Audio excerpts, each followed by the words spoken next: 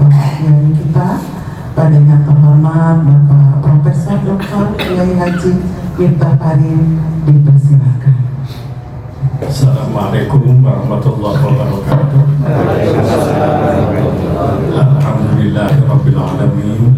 Wassalatu wassalamu ala asyrafil anbiya wal mursalin wa ala alihi wa sahbihi ajmain. Ya, sama-sama kita hormati Pak RT dan Ibu yang luar biasa ini. Saya pindah ke sini sudah jadi ketua RT. Alhamdulillah, nggak usah kampanye ini dibaca. Ya, saya Mulben, teman dan Ibu yang saya hormati dan bapak-bapak, Ibu semua yang hadir. Alhamdulillah pada siang ini kita dapat bertemu bersilaturahim. Tadi disampaikan oleh Pak RT, saya mau juga dari tahun 83 sudah ada di sini, tapi kerjanya mabur keluar terus. Baru sekarang udah pensiun, sudah kepala dapan, rasain banyak di rumah. Ya. Jadi sejak baru punya putra sampai punya cicit di Sido Mukti itu saya. Alhamdulillah. Dan sekarang kembali modal, tinggal kakek sama nenek, cucu, cicit segala macam sudah bertebaran di mana-mana. Jadi kita bersyukur pada saat ini kita bersilaturahim, walaupun semua kita tahu perintah silaturahim itu bukan hanya bulan Syawal, tapi kebiasaan silaturahim bulan Syawal setelah sahur tentu adalah sangat baik ya. Apalagi kita kaitkan dengan hikmah manfaat dari saum.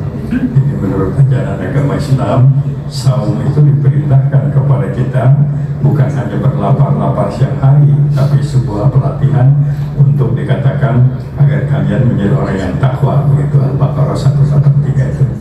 Memang di dalam ajaran Islam semua ibadah, bentuk-bentuk ritual dalam Islam itu selain merupakan bentuk takarrub, mendekatkan diri kepada Yang Maha Kuasa, di dalamnya ada hikmah manfaat dalam hubungan antar manusia. Itu eksplisit dalam Quran. Sholat yang baik harus bisa tanha anil fahsya wal munkar, harus mampu mencegah perbuatan jahat dan perbuatan munkar. Mestinya orang kalau sudah rajin salat itu mestinya lebih bagus daripada yang tidak salat, mestinya begitu. Zakat juga begitu, tutahhiruhum wa tuzakihim ya. Dengan zakat itu juga hati menjadi bersih dari penyakit tamak, rakus dan kikir, dan sekaligus juga membersihkan harta dari hak-hak orang lain yang dititipkan oleh Allah kepada kita. Ada sekian persen dari harta yang jumlahnya tertentu itu ada bukan kita punya, tapi ada milik para mustahik namanya, orang-orang yang berhak menerima. Nah, ibadah saum juga begitu. Saum bukan hanya berlapar-lapar puasa, lapar-lapar tidak makan. Makanya Nabi mengingatkan, rubba min shaimin laisa lahu min siyamihi illa la'atasu wajhu. Banyak orang yang saum tapi hasilnya cuma lapar dan dahaga aja. Jadi saum cuma memindahkan waktu makan, biasa sarapan jam 7 menjadi jam setengah 4, biasa makan siang kemudian dia emburkan menjadi maghrib. Saum harus melahirkan perubahan. Saum harus melahirkan ketakwaan kepada Allah Subhanahu wa Ta'ala. Barangkali inilah yang kemudian menyebabkan dari para pendahulu, para sesepuh kita mengambil inisiatif, yaitu adakan acara baru hanya di Indonesia, halal bil halal. Jadi orang Mekah nggak akan tahu kecuali kalau sudah pernah tinggal di Bandung. Halal bil halal apa artinya nggak tahu. Nah, tapi kita maklum lah, halal bil halal itu ingin saling halal menghalalkan, maaf memaafkan, kecuali utang piutang tetap dibayar. Jadi esensinya adalah silaturahim. Berulang kali Nabi itu menyampaikan pesan kepada umatnya, kepada kita, tergambar, terkesan beliau itu ingin umatnya itu rukun, umatnya itu tidak ada konflik, tidak ada permusuhan. Berulang kali Nabi menyatakan, sil man qata'ak, kata beliau, hubungkan tali persaudaraan dengan orang yang memutuskan tali persaudaraan denganmu. Laisal wasil bil kafi. Silaturahim itu tidak cukup kamu menghubungkan diri, membangun keakraban dengan orang yang siap akrab denganmu, tapi kamu juga harus bisa menghubungkan tali persaudaraan dengan orang yang membenci dan memusuhi kamu. Waqti man haramak, kata Nabi, siapkan dirimu untuk bisa membantu orang lain yang tidak pernah mau membantu kamu. Kalau kamu membantu orang karena orang itu memang membantu kita, itu namanya adalah balas jasa. Tapi orang yang berjiwa besar adalah siap memberi kepada orang yang tidak pernah mau memberi. Dan kemudian yang ketiga, ini yang paling penting, waktu aman zalaman. Kamu harus bersiap memaafkan orang lain yang berbuat zalim dan aniaya terhadap dirimu. Jadi kalau kita memaafkan orang lain yang memang dia bersimpuh kepada kita minta maaf, itu normal-normal saja. Biar aku begitu aja. Ya. Tapi kalau dia jiwa besar, kata Nabi, ada siap kamu hubungan dari persaudaraan justru dengan orang yang membenci dan memusuhi kamu. Rasulullah SAW mengajarkan ini tentu tidak hanya sekadar hiasan retorika, tapi memang beliau praktekkan sendiri dalam kehidupan beliau. Hidup tanpa lawan, hidup tanpa musuh, kecuali orang yang kemudian akan merusak agama, dalam sebuah negara menyerang umat Islam dan lain-lain. Nah, ini adalah mengenai semangat silaturahim. Dalam Al-Quran dikatakan saum itu adalah supaya kamu jadi takwa. Potret dan indikator ketakwaan itu dirinci dalam Quran, antara lain yang berkaitan dengan halal bil halal silaturahim. Al-kadhimina al-ghaidha, orang yang berhasil dididik oleh ibadah saum itu memiliki kemampuan dalam pengendalian emosi kemarahan. Jadi ada seorang sahabat menghadap Nabi, tentu bukan dari suka beliau. Kemudian dia datang kepada Nabi, Rasulullah, saya ini sudah salat, saya sudah zakat, saya sudah puasa, apalagi ini kewajiban saya supaya saya menjadi orang muslim yang baik. Kata Nabi, la ta'udhu, gede amak syiah. Syiahnya dari saya Nabi baca pernah sosial. Jangan mudah marah. Enteng nih jadi orang Islam, cuma nggak boleh marah. Tapi begitu dia terjun di masyarakat, ada perbedaan, ada yang menjengkelkan, ada yang segala macam. Ya, kalau orang sini bilang ada banget cabokun, banget cibukun, waduh, ternyata yang paling sulit jadi orang soleh, jadi orang Islam itu nggak mudah marah. Sholat gampang lah, saum juga bisa dipaksakan, tapi ini nggak boleh marah pada saat orang memang dikasih belum begitu. Datang lagi kepada Nabi, Rasulullah, ternyata yang paling berat bagi saya untuk menjadi muslim itu adalah tidak boleh marah. Nabi menjawab, kamu harus ingat, ketika kamu marah, iblis sedang menguasai kamu. Oleh karena itu, ketika kamu marah, jangan ngomong, jangan membuat keputusan, jangan memberikan segala macam pernyataan, tapi istighfar, mohon ampun, astagfirullahaladzim, atau takut kita. Nah, tentu ini pun istighfarnya jangan dikemas ada tutup bahwa astagfirullahaladzim, istighfarnya banyak amat. Ini satu. Kemudian potret lain dalam Quran disebutkan, potret indikator ketakwaan seseorang itu adalah al-afiyah min nas tadi. Seharusnya memaafkan orang lain, diminta atau tidak dia gemar memaafkan. Memaafkan itu nggak rugi, memaafkan itu nggak berkurang rezeki kita, memaafkan itu malah menambah nama baik kita. Memaafkan, tapi sering-sering sulit. Ya hampura tapi kesebelum begitu. Saya juga manusia, ya alasan saya juga manusia, saya bukan dari malaikat. Ya, tapi itulah diajarkan resepnya tadi aja, jangan bicara, nanti direkam rusak nama kita. Ya, marahin anak direkam oleh anak-anak, nanti pada saat ibu bapak memberi nasihat kepada anak, rekamannya dibuka, si gede amak tak. Jadi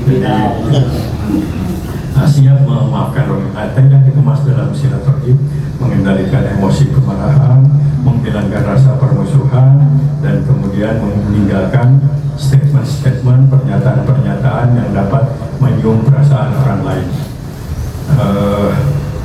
Rasulullah SAW menyampaikan pesan berulang kali tentang silaturahim ini.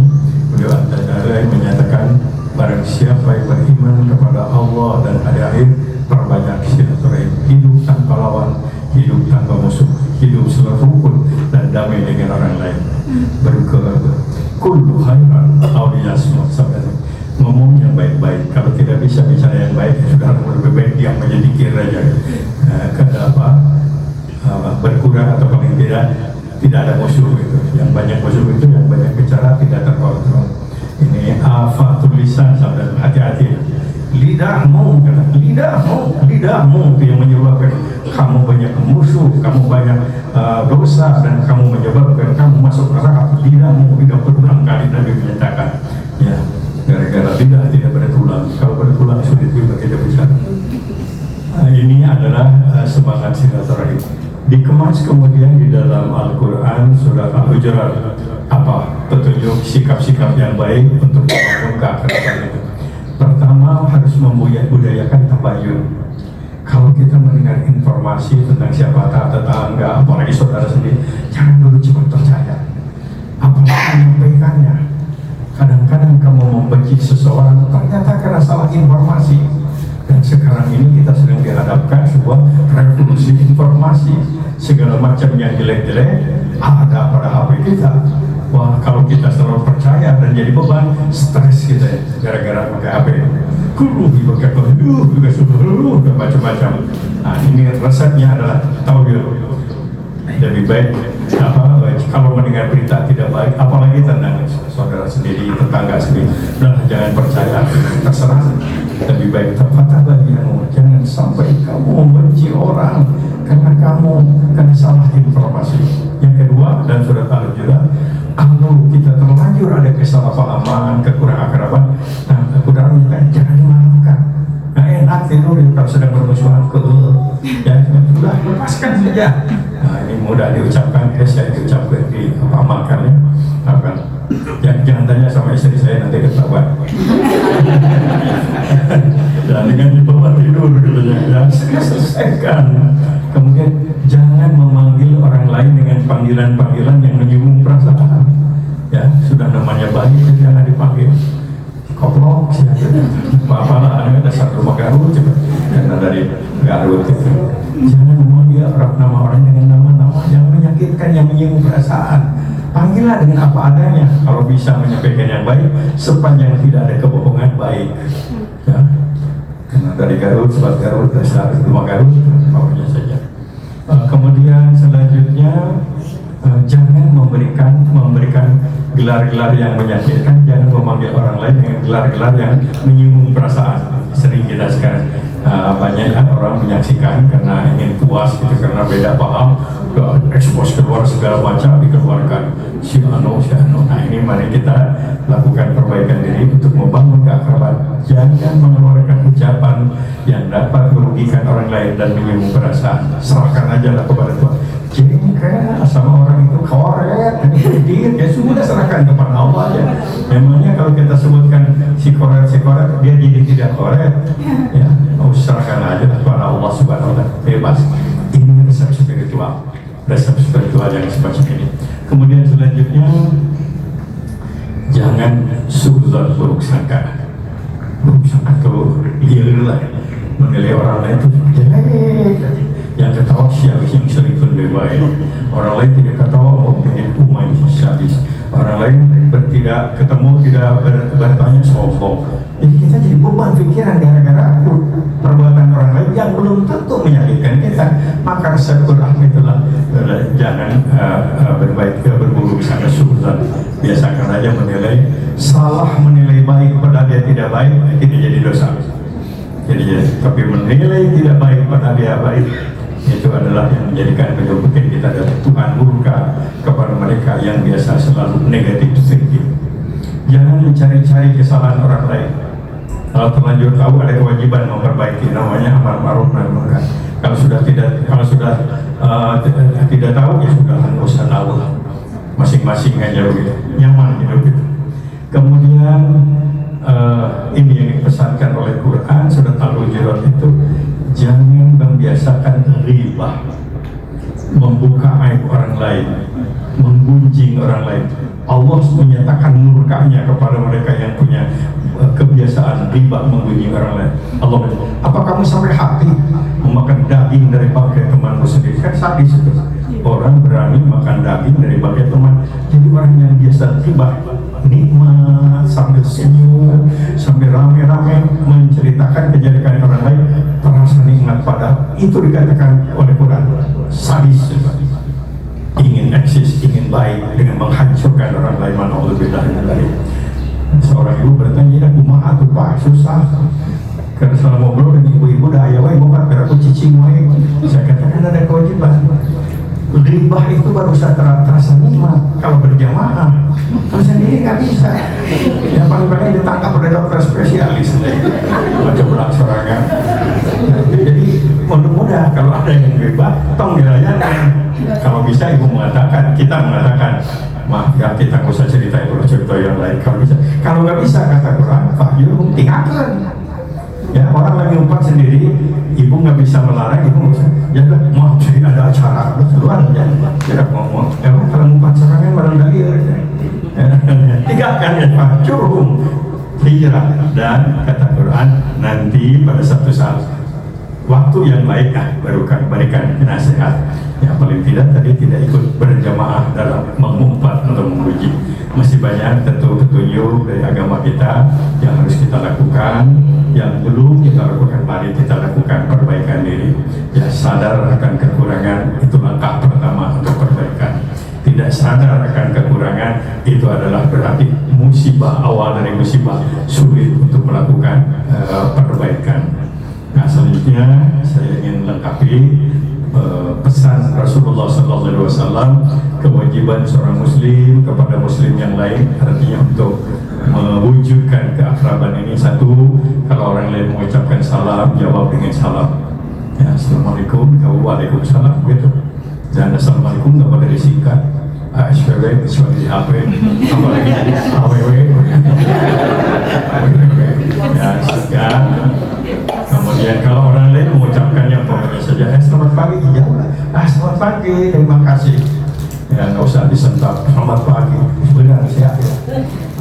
Kemudian yang kedua, kalau orang lain minta tolong, kalau orang lain mengundang, penuhi undangannya, itu dikatakan dalam hadis. Lantas orang lain sampai bersin itu, kemudian mengucapkan alhamdulillah, itu harus dijadikan peluang komunikasi. Begitu bersin, alhamdulillah, maka yang mendengar mengucapkan ya rahmukallah, kalau pria ya rahmukillah kalau untuk wanita, dan yang bersin jawab lagi ya dihimbau. Ada sebuah keakraban komunikasi hanya gara-gara bersin, membangun komunikasi. Coba saja kalau ibu ada orang lain bersin, lantas ibu mengatakan menular, awas menular, dan sana barangkali jawabannya juga bukan waalaikumsalam, kumaing guys ya. Jadi bersin saja bisa dijadikan peluang komunikasi, membangun keakraban. Hidup tanpa lawan, hidup tanpa musuh, kecuali iblis dan setan saja. Kemudian kalau mengundang undangan, lantas sampai kalau bersin tadi, kemudian sakit kunjungi dan doakan sampai kalau meninggal dunia. Begitu Rasulullah membimbing kita hidup membangun keakraban, kedamaian. Perbedaan agama pun bagi kita tidak boleh menjadi bekal, menjadi potensi permusuhan. Semua manusia kita harus baik, bahkan bukan hanya kepada manusia, kepada hewan saja kita harus baik. Kalau ada yang tidak baik, ada aturannya di dalam ajaran agama, ada aturan-aturan dalam agama yang dilakukan oleh lembaga tertentu. Nah, mudah-mudahan renungan singkat ini bermanfaat. Tentu saya mohon maaf apabila ada hal-hal yang kurang berkenan, dan sekaligus juga mohon maaf ini orang Sukaluyu sudah bertahun-tahun tapi ada jarang tepat begitu. Nah, dulu memang dipaksa untuk sibuk keluar, nah sekarang dipaksa untuk banyak lihat karena sudah kepala 8 sudah tahu diri gitu. Atau mohon maaf apabila ada hal yang kurang berkenan. Apa kita akhiri Ibu dengan kita berdoa bersama? Kita mulai dengan Al-Fatihah.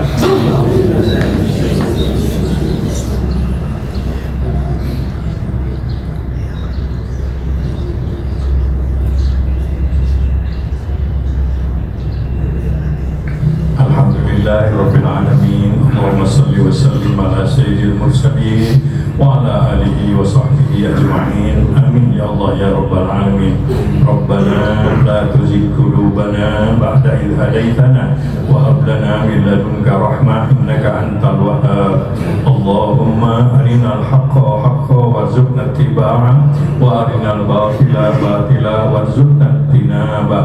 Rabbana la tu'akhidhna in nasina aw akhtana.